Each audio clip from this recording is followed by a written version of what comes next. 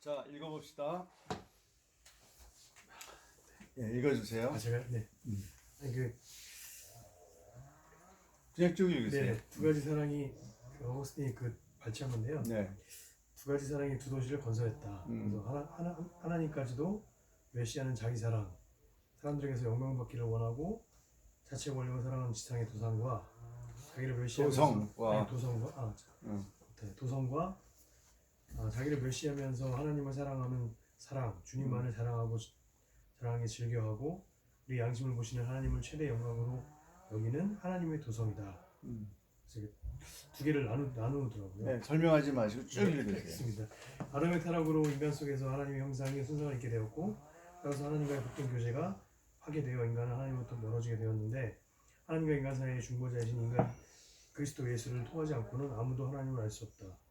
인류를 두 부류로 나누어서 사람의 생각대로 사는 사람들과 하나님의 뜻대로 하는 사람들, 인류를 두 부류로 나누어서 사람의 생각대로 사는 사람들과 하나님의 뜻대로 사는 사람들이라고 했다. 천천히 읽으세요. 네, 그리고 그들에게 두 도성이라는 비유적인 이름을 붙였는데 이것은 두 사회라는 뜻이다. 그 중에 한 도성은 하나님과 함께 영원히 지배하기로 예정되었고 다른 도성은 마귀와 함께 영원한 벌을 받기로 예정되었다.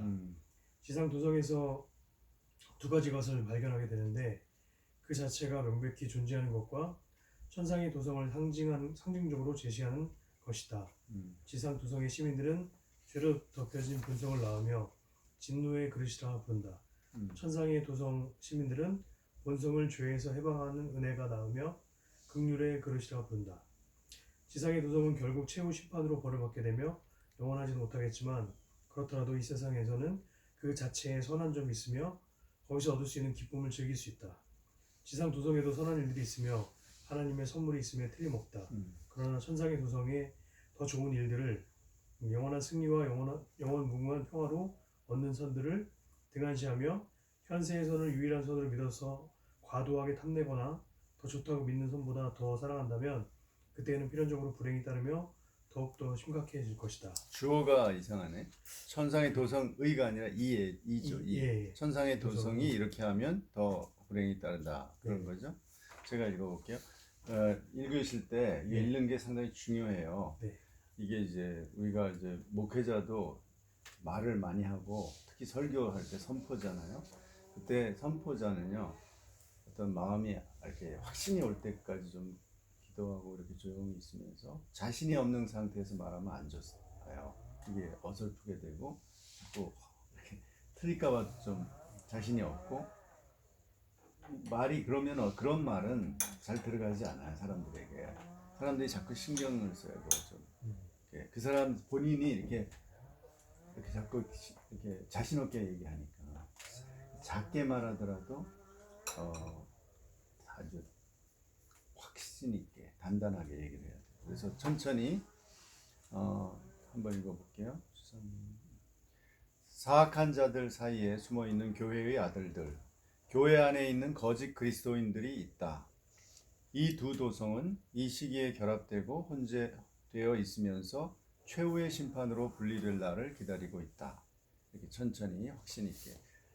그 다음에 이제 발음이 좀 잘 안 되는 거 있잖아요. 이렇게 발음이. 그건 훈련을 해야 돼요. 하나님께서는 진노의 그릇과 긍휼의 그릇을 구별하시며 심히 은밀하지만 심히 공정한 섭리로 실제로 그런 은혜를 주시며 역사하신다. 우리는 인자하신 하나님께서 인류에게 풍부하게 주신 무수한 축복을 보아야 하겠다.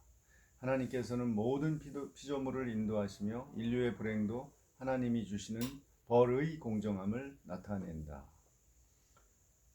맞아 하시죠. 인류의 역사를 급히 흐르는 강이라고 한다면 거기에는 두 가지 물줄기가 함께 흐르고 있다. 아담에게서 오는 악과 창조주가 주시는 선이 병행한다. 우리의 천성은 타락하고 정죄되었지만 하나님은 정죄하시면서도 이미 주신 것을 철회하지 않으신다. 마귀의 천성도 최고 창조주에 의해서만 존재를 계속하며 하나님의 지배 밖에 있는 것이 아니다. 하나님의 나라의 실현과 하나님과의 교제의 회복은 현세에서는 아직까지 불완전하다. 그리스도인들은 아직 동물적인 몸을 가지고 있으며 옛사람의 성품을 소유하고 있는데 우리들이 부활할 때 동물적인 몸이 영적인 몸으로 변화되어 약속된 하나님 나라에 들어가 왕자와 함께 다스리게 될 것이다. 아담으로부터 그리스도의 재림까지의 기간을 6시대로 구분하며 재림으로 시작되는 7째 시대는 영혼의 시대로 연결되어 하나님의 나라가 완성된다고 보았다. 거기서 우리는 쉬고 보며 사랑하고 찬양하게 될 것이다. 이것은 하늘에 이루어질 하나님의 도성 곧 끝이 없는 하나님의 나라이다. 일곱째 시대가 천년왕국인가요? 그렇게까지 완전히 완성된 하나님의 나라. 새하늘과 새 땅인가요? 네, 그런 거. 그러면은 전천년설인가요, 아닌가요? 전천년설이 아니죠. 네, 그러니까 일곱째 시대가 천년 왕국, 이 지상의 천년 왕국이라면 전천년설이죠. 네, 재림 이전에 음. 아니죠. 재림으로 시작해서 그러니까 천년 왕국을 중심으로 재림이 앞에 있으면 전천년설이잖아요. 네, 그러니까 이제 그 일곱째 시대를 요 단락만 가지고는 알 수 없는데 영혼의 시대로 연결된다는 말. 일곱째 시대를 새 하늘과 새 땅으로 보면 전천년설이 아니고 우천년설이 되는 거죠. 네. 예. 그러니까 여기도 이제 두 나라가 병행하는 거죠. 병행되면서 하나님이 그걸 허락하신다는 거죠. 그러면서 교회 안에도 거짓 그리스도인이 있어요. 그 사람들은 어디에 속해요? 거짓 그리스도인들. 교회 안에 다 직분도 갖고 있고, 그런데 거짓 그리스도인들이다. 그 사람들은 어디에 속해요? 그 사람들이 땅의 나라에 속한다는 거예요. 자기들은 하늘의 나라라고 천사표를 찍었지만 아니라는 거예요. 사탄표라는 거예요. 그러니까 이 겉으로 보는 기독교 국가, 기독교 교회 뭐 이런 거는 그 하나님 나라의 진정한 그 표시가 영역이 아니에요. 영역 표시가 아니고 그 안에서 내면 속에서의 변화 그리고 그 삶으로 나타날 때 하나님의 나라의 백성이다. 이제 그러니까 교회 안에서 두 나라가 싸우는 거죠. 기독교 문화나 기독교 국가에서도 두 나라가 싸우는 거예요. 그럼 이거는 대립 모델 내지 대립 모델은 아니죠. 이미 기독교가 됐으니까. 그렇지만 그러니까 이게 뭐라 그럴까? 이미 그리스도화 됐어요. 그러니까 이 제 두 번째 모델이에요. Culture in Christ인데 그 안에서도 대립이 있다. 긴장이 있다. 하여튼 거의 네 번째 역설 모델에 가까운 것 같아요. 네, 잘 하셨고요. 자, 그러면 어때요? 이 카슨에 대해서 한번 평가를 해보시죠. 카슨의 이야기 중에 동의하는 것과 동의하지 않는 것이 어떤 건가요?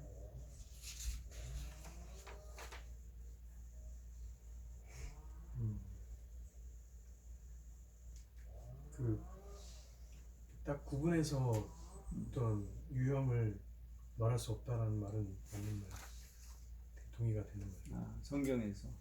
예, 그 문화라는 모델을 이렇게 뭐 대립 이렇게 나눠서 나누는 건 좋기는 한데, 그게 다 한 가지 모델만 추구하는 것은 아니다라고 했잖아요.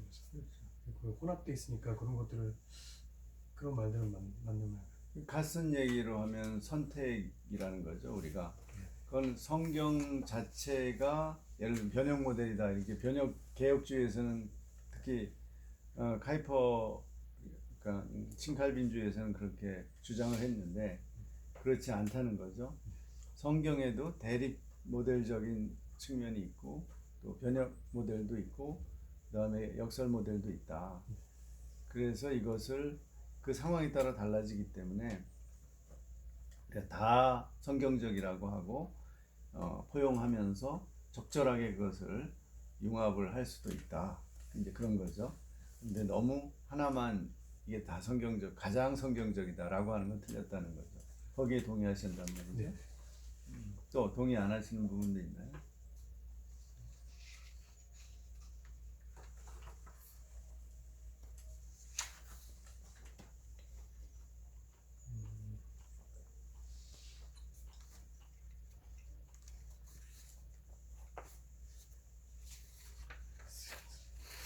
저는 아까 역사적으로 기독교와 관련된 어떤 운동들은 검토의 대상으로 늘 필요는 있다고 생각하는데 이거는 아예 이 다섯 유형 분석에서 빼버리자고 한 거. 그건 조금 너무 좁은 것 같아요.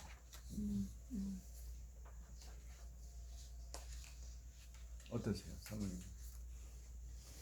그러니까 동의한 여기 있는 내용들 중에서 이제 그 이 지금 카슨의 입장은 성경의 기본적인 창조 타락 구속 성유신 이 부분을 좀 종합적으로 고려를 해서 유형을 나눠야 되지 않을까라고 제안을 한 것 같은데 이게 유형이라는 것과 분류는 좀 다른 것 같거든요. 그러니까 이제 카슨식으로 이야기를 해서 니버를 바라보는 것도 어느 정도 일리가 있지만 니버가 진짜 유형론을 그러니까 분류를 해서 이렇게 뭔가 구분선을 짓기보다 니버 입장도 상당히 이건 그냥 하나의 예시다. 그러니까 우리가 사고를 하기 위한 하나의 어떤 유형이지 그 유형이 반드시 들어가는 건 아니다라고 이거도 얘기했던 부분들이 있었던 거. 근데 유형 타입이라는 거는 우리가 어떻게 만들어요? 우선은 현상은 다양하잖아요. 같은 기독교에 다양한 현상이 있었어요.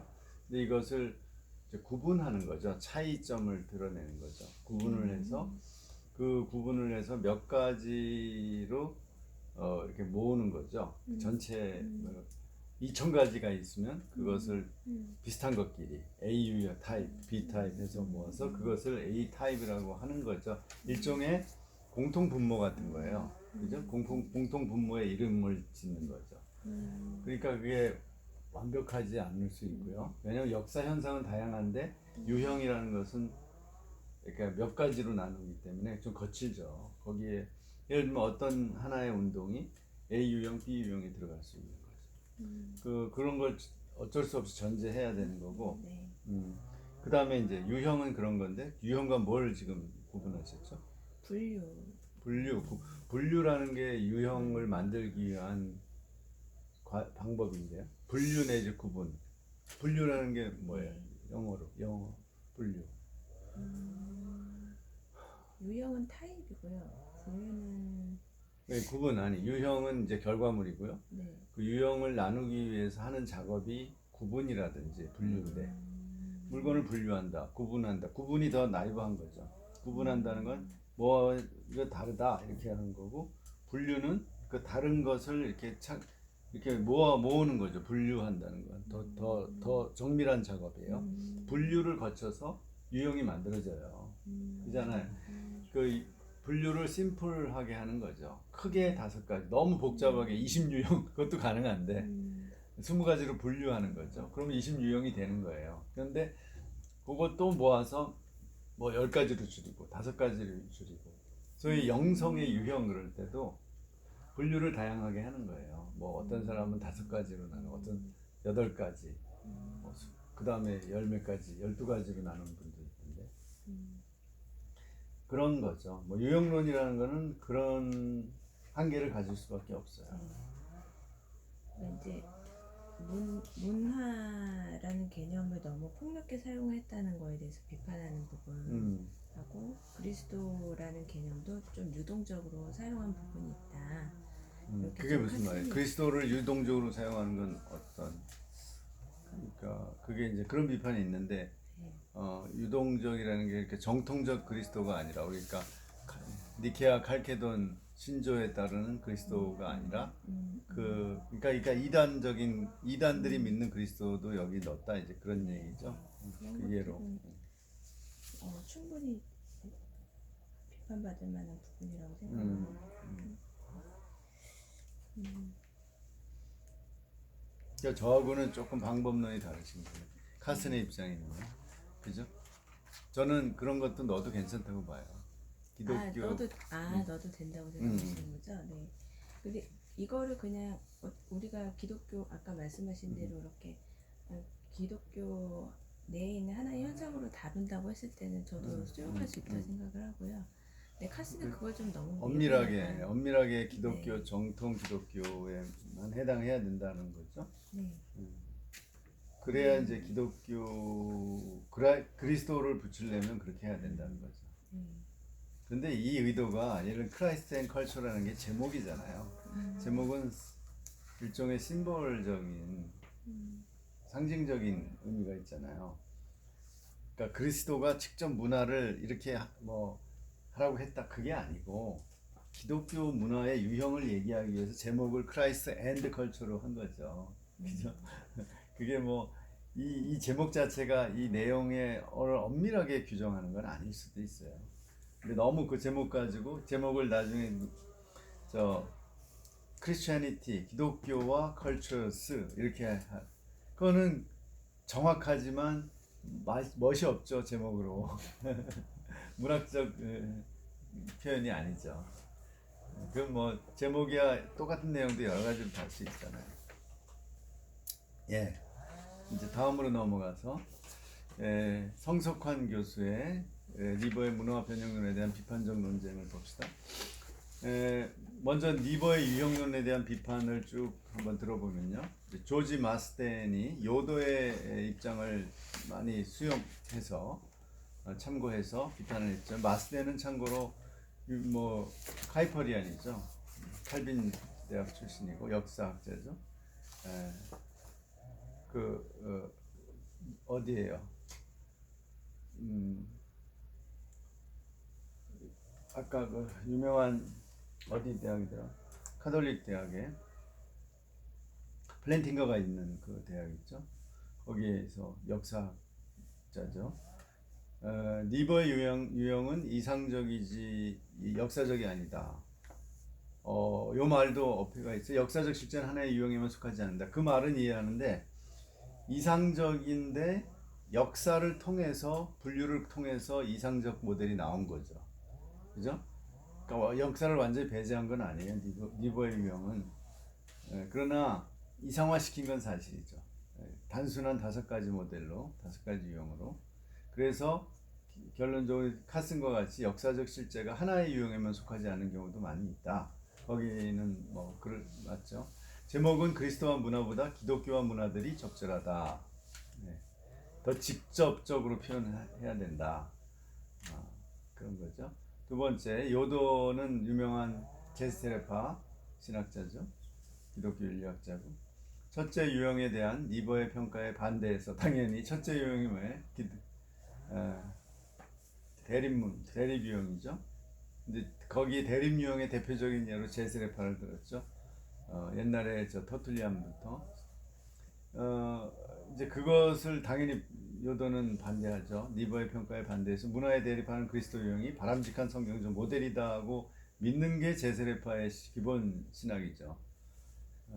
우리 문화에 대립을 해야지 문화를 수용하거나 뭐 문화를 감히 이렇게 자기가 통제한다고 기독교가 생각하면 착각이다. 오히려 문화에 먹힌다 이런 거죠. 니버가 선호하는 변형 모델은 변혁의 기준이나 역사적 사례를 보여주지 못함으로 추상적이다. 그래요? 변혁의 기준을 제시 못했어요? 변형 모델이. 변혁의 기준이 뭐였죠? 변혁의 기준이 뭐예요?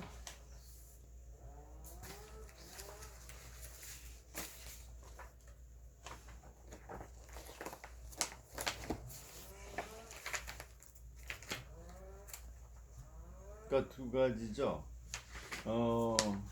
인간의 부패를 인정하죠.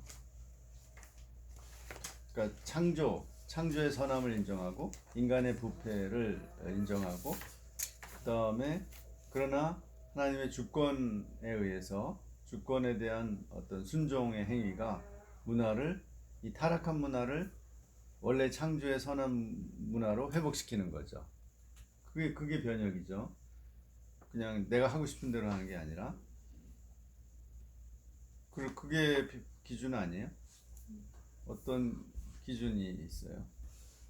그러나 그 시대의 문화를 일반 은총론에 의해서 사용해서 완전히 예를 들면 시골로 가서 아미시처럼 당대의 문화를 쓰지 않는 거죠. 그리고 예를 들면 지금 20세기, 21세기인데 21세기 문화 안 써요. 전기도 안 쓰고 뭐 핸드폰 안 쓰고 차도 안 쓰고 그러면서 그들이 쓰는 문화는 어디예요? 200년 전에 그들이 유럽에서 왔을 때 그 문화 뭐 풍차 돌리고 뭐 그 옛날 문화 있잖아요. 그러면서 우리는 문화와 단절했다 이렇게 얘기를 하거든요. 그러나 정확하게 얘기하면 단절은 아니죠. 과거의 문화와 동일시한 거죠. 그 문화를 사용하는 거죠. 그럼으로써 현재 문화하고 분리한 건 맞아요. 전화도 안 쓰고 자기네끼리 공동체로 살고. 그러나 문화가 없는 건 아니에요. 그 옛날 유럽의 문화를 가져온 거죠. 거기에 머무르는 거죠. 그러니까 문화가 없이 그냥 사는 건 뭐예요? 인간이 벌거벗고 타잔처럼 사는 거야. 그 인간하고 접촉을 안 해야 돼. 타잔처럼 그냥 자연스럽게. 타잔이 늑대하고 살 때 그럼 팬티를 입었을까요? 뭘 나무로 이렇게 가렸을까요? 절대 안 가리죠. 늑대들에게 그런 문화가 없거든. 아랫도리 가리는 문화가 없다고요. 그러니까 우리 영화에 나오는 타잔은 이미 문명화된 문명사회에 나와서 다 입으라고 그래서 이제 가리고 그러고 나오는 거죠. TV에 그거 모르셨어요? 원래 밀림에서는 그냥 다 벗고 지내는 거예요. 그런 거죠. 그러니까 제세례파라고 할지라도 문화와 완전히 단절된 수는 없어요. 어떤 문화하고 하여튼 동일시 하는 거죠, 자기들을. 이제 그런 점에서 이거는 너무 기준이 없다. 이거는 좀 성경의 기준이잖아요. 창조와 타락을 인정하고 타락을 다시 회복시키는 창조의 세계로 회복시키는데 그 시대의 문화에서 일반 은총을 이용해서 우리는 창조를 쪽으로 창조의 그 상태로 어떤 질적으로 회복시킨다는 거죠. 그런 기준이 있는 거고요. 역사적 사례도 얘기를 했죠. 그러니까 추상적이다. 이건 상당히 좀 악의적인 비판 같아요. 일방적인 비판이야. 그 다음에 니버의 문화 개념이 획일적이고 자의적이다. 그건 얘기할 수 있죠. 고린지라는 학자는 고급 문화나 문화인력적 문화 개념의 제이 없다. 근데 그걸 제거시켰다. 그런 면도 있나?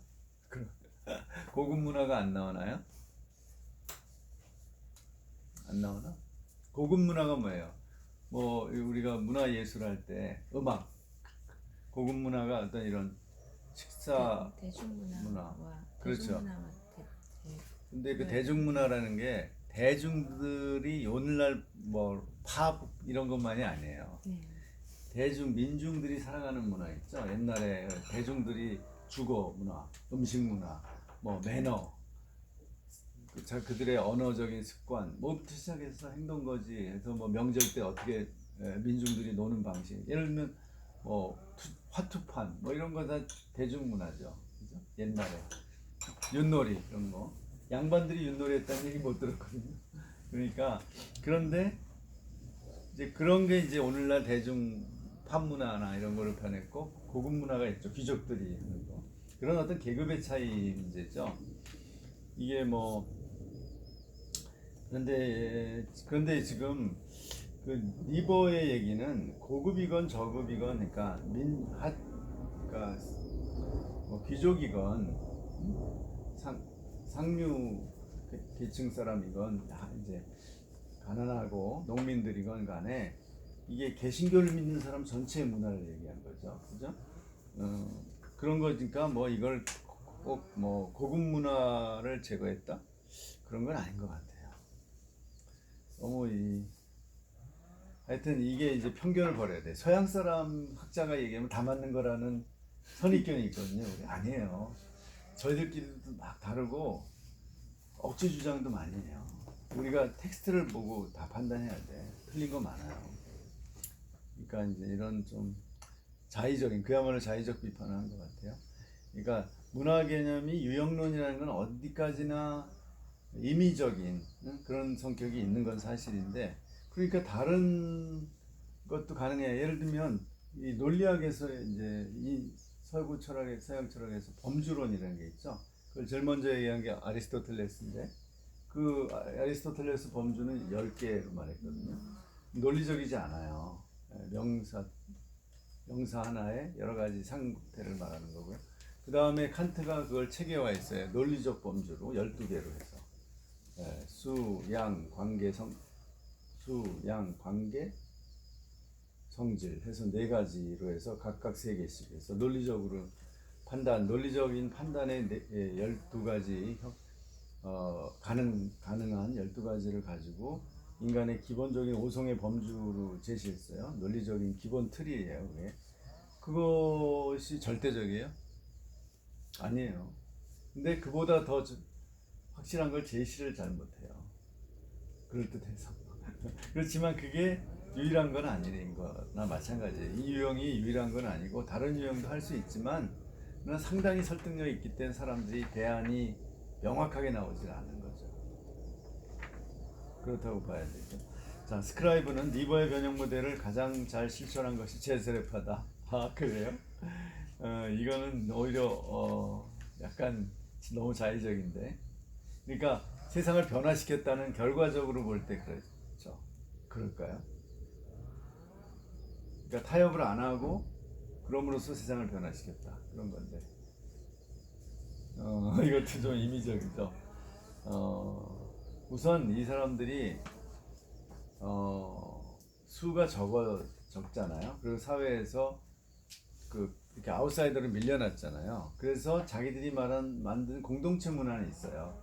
그래서 우리 지금 우리가 아는 기독교 공동체 운동은 다 제세례파 계통에서 나온 거잖아요. 그죠? 그 브루더 호프라든지 또 심지어 그 집 짓는 거 있죠. 헤비타드도 그 제세례파 계통에서 나온 거예요. 그런 어떤 특별한 공동체 운동은 다 제세례파 계통이고, 그러니까 그런 데서 기여한 거죠. 평화운동. 그 평화운동이 지금 유럽이나 이 서구에서는 환경운동하고 연결이 많이 됐거든요. 그렇지만 그런 점에서 변화를 가져온 거는 소수 문화에서 가져온 거는 사실이죠. 어느 정도까지. 그러나 전체적인 변화를 가져왔다고 하기는 좀 어려운데. 그러나 예를 들면 완전히 이렇게 타협을 안 하니까 그러니까 변혁을 시도한다면 차이는 분명해지는 건 사실인 것 같아요. 그 점이 장점이에요. 이렇게 일반 개혁파는 거기 속에 들어가서 살다 보니까 개혁파의 모토가 뭐예요? 우리가 문화 속에 들어가서 세상 속에 들어가서 세상과 다르게 세상과 타협하지 않고 하나님의 말씀대로 이렇게 하는 거잖아요. 근데 그게 쉽지 않고 세상에 들어가서 하다 보면 이게 하나님 말씀이라고 주장하면서 실제로는 세상을 따르는 경우도 많잖아요. 그런 점에서는 오히려 딱 세상과 분리해서 이거 우리의 깃발만 분명히 들고 너희들이 이걸 따르라 라고 계속 끊임없이 요구한다는 거죠. 그게 더 변화를 가져올 수도 있다. 가능적으로는 그렇지만 현실 역사 속에서 그랬느냐는 좀 어느 정도 설득력밖에 없는 것 같아요. 자, 독특한 주장이고요. 그 다음에 카터라는 학자는 리버의 신학적 출발이 기독교 국가인 크리스텐돔의 이상을 정당화하는 당시 미국 분위기의 산물이다. 이 책이 언제 나왔어요? 기독교 문화가 1951년에 나왔어요. 그러니까 2차 대전을 승리하고 미국이 가장 그야말로 경제적으로나 국제적으로나 문화적으로나 굉장히 힘이 있는 6.25 날 때 아니에요? 그때까지 그런 상황이죠. 그러니까 미국이 승승장구할 때인데 그럴 때 기독교 국가라는 게 나오기 쉽죠. 그죠? 그런 분위기다. 그래서 리버가 변형 모델을 굉장히 강조했다. 그 다음에 그 변형 모델의 가장 마지막 대표자가 모리스라는 사람은 실제로 사회 자유주의적인 성향의 사회 개량주의자거든요. 그러니까 약간 낙관적이다 그런 얘기죠. 리버가 사용한 그리스도 개념이 이단적 그리스도 개념을 포함한다. 이거는 카슨하고 같은 얘기고요. 이런 비판들이 있다는 거죠. 그러니까 결국은 크게 보면 그러니까 개혁주의에서는 너무 이거는 역사적 실제를 무시한다. 이제 그런 것도 있고, 제세례파 쪽에서는 변형 모델이 이게 문제가 많다, 불분명하다. 또 오히려 제세례파가 더 더 번역을 잘했다. 뭐 그런 주장이고요. 그 다음에 또 약간 그 니버의 모델이 너무 낙관적이다 그런 거죠. 이제 자유주의적이다 그런 얘기도 있고요. 자, 그럼 니버의 그를 옹호하는 입장은 뭐죠? 이 콜린 건튼이라고 이 사람도 유명한 성경학자죠. 건튼 영국 사람. 니버는 문화에 대한 신학의 책임을 강조한 점에서 옳다. 네. 그러니까 기독교가 문화에 대해서 무관심하면 안 되고 이렇게 기독교는 처음부터 문화에 대한 어떤 태도를 가지고 왔다. 그러니까 우리가 현대에 와서도 우리는 분명히 문화의 산물인데 그 기독교가 문화에 대립을 하건 적응을 했건 그 결과를 현대 서구인들은 다 결과를 누리고 살고 있잖아요.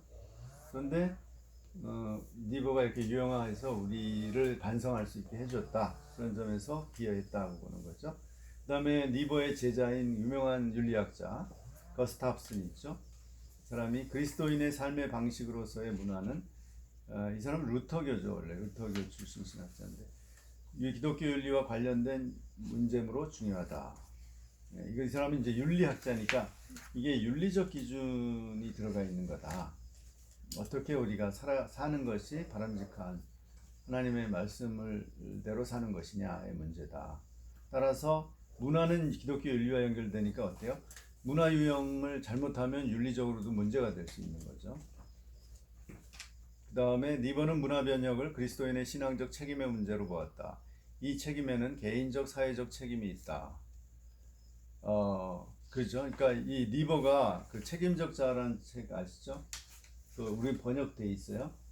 이대문고에서 나왔죠. 저 옛날에 그 공부했었는데, 이제 두 가지 책임적 자아에서 출발하는 거예요. 사회적 책임을.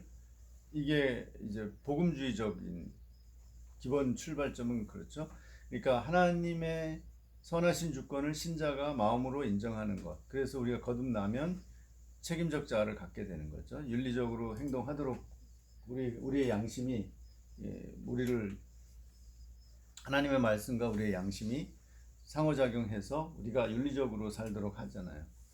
이제 그런 거에서 출발해요. 개인적으로. 그래서 이제 사회적으로, 교회 공동체적으로 사회에 대해서 그 하나님의 명령을 또는 말씀을 어떻게 적용하도록 한다는 거죠. 그래서 사회 변형 모델의 책임이 주어진다. 이 책임이 주어지는 거죠. 근데 우리나라는 어때요? 하나님 성령이 우리를 변화시키죠. 중생하면은 그 다음에 신자들이 좀 달라지죠. 양심이 달라지죠. 기준이 그죠. 하나님의 말씀과 성령의 내적인 조명에 의해서 옛날에는 그냥 태연하게 나쁜 짓 했는데 지금은 잘 못하게 되는 거예요. 그런데 문제는 거기까지는 분명히 의식해요. 한국의 복음주의 신자들이. 그런데 이게 교회 공동체로 가서 이 책임적 자아가 집단적 자아가 되어서 사회에도 그렇게 해야 된다는 것은 무지 약해요. 왜 그렇죠?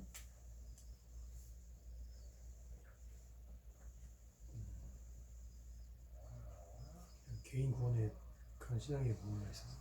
그렇죠. 예. 그러니까 구원의 의미를 개인 구원으로만 제한해서 그렇게 이해하니까 구원은 교회의 목적이 구원인데요. 구원. 그런데 구원이라는 게 뭐냐면 우리 개인들을 구원하고 끝난다고 봐요. 그래서 한 사람 한 사람이 천국 가면 끝이다. 그러니까 개인 구원의 결과로 이루어지는 공동체적인 구원의 결과. 그것이 이 타락한 세상의 변화, 세상의 회복이 있잖아요. 그래서 하나님 나라가 이루어지는 거고 예수님께서 분명히 처음에 설교 선포하실 때 뭐라고 그랬어요?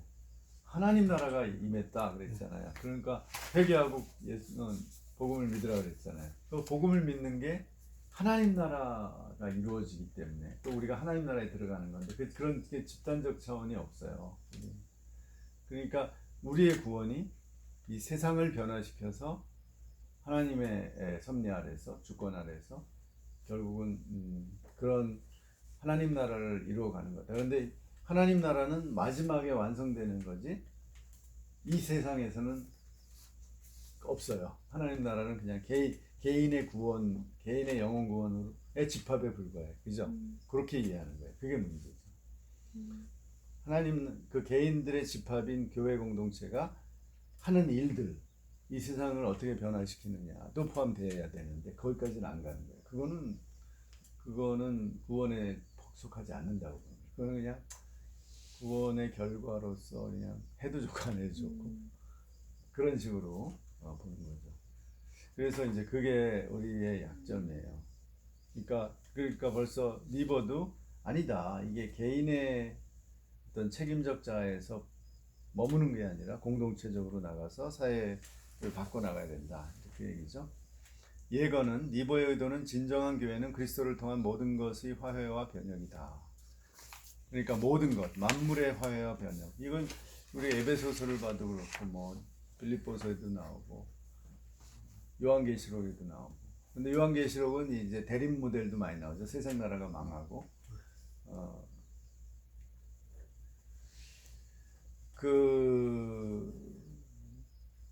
그런데 어떻게 보세요? 그래서 이게 똑같은 성경이라도 해석의 여지가 있잖아요. 그래서 이제 근본주의자가 성경을 보고 똑같은 성경을 에베소서를 보고 우리가 구원의 어떤 목적이나 결과에 대해서 보는 거하고 이해하는 것과 개혁주의자가 보는 것과 자유주의자가 보는 것 다 다르잖아요. 그게 난점이죠. 그러나 니버는 분명히 진정한 교회는 이제 공동체로서 사회 변혁까지 나가야 된다라는 거고 그게 이제 개혁주의하고 거의 비슷한 거죠. 그것을 비판할 수 있을까요? 근데 적어도 요더가 이 사회를 변혁하는 것이 잘못됐다 라는 얘기는 안 했죠. 적어도 이 논문에서는 안 했어요. 오히려 성경적이고 대립 모델이 오히려 변형 모델은 기준이 모호하고 추상적이고 그리고 뭐 스크라이븐의 이야기까지 더하면 오히려 대립 모델이야말로 진정한 변형 모델이다. 이렇게 오히려 역으로 공격을 하는 거죠.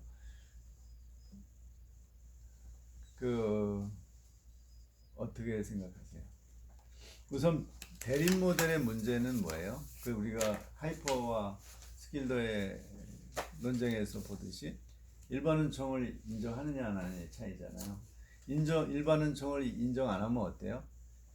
어떤 교회가 접촉점이 약해지는 거잖아요. 그래서 이 세상에서 공유하는 게 없으니까 굉장히 이질적이죠. 그러면은 아까 아미시의 예처럼 지금의 문화는 사용하면 안 되는 거예요. 과거의 문화를 사용하는 수밖에 없는 거죠. 그럴 때 이게 뭐가 대화가 돼요? 안 되죠. 실제로는 안 돼요. 변혁은 안 되고 하나의 소위 언덕 위의 집처럼 뭔가 보여줄 뿐이죠. 아주 소극적으로 보여줄 뿐이에요. 나가서 변혁은 안 해. 차라리 오히려 변혁의 세상에 오염이 될 수도 있어요. 아미시 가봤어요? 아미시 공동체 가보면 관광을 해요. 관광. 그 사람들이 주 수입원이 옛날에 농사했는데 지금은 관광업이에요. 그래서 관광객들이 와가지고 그 사람들 마차도 타고 물건도 사고 그게 큰 수입이야. 보여주는 게. 집도 가서 보고 그 수입이 커지니까 그거를 계속 하다가 어떻게 돼요? 분리가 안 되죠. 완전히 일반 사람들이 와서 구경하니까 관광업이죠. 그러니까 민속촌이 되는 거죠. 그러면 진정한 분리는 아니죠. 박물관의 역할을 하는 거지. 살아있는 박물관. 그러니까 진짜 모델은 그런 삶을 이제 상업적으로 보여주는 게 아니라 자기들이 그런 삶의 모델을 만들어서 공동체를 잘 유지하면 그게 이제 이렇게 영향을 주는 거죠. 뭐 그런 거죠. 예를 들면 옛날에 우리 김용기 장로님이 가나안 농군 그 농군학교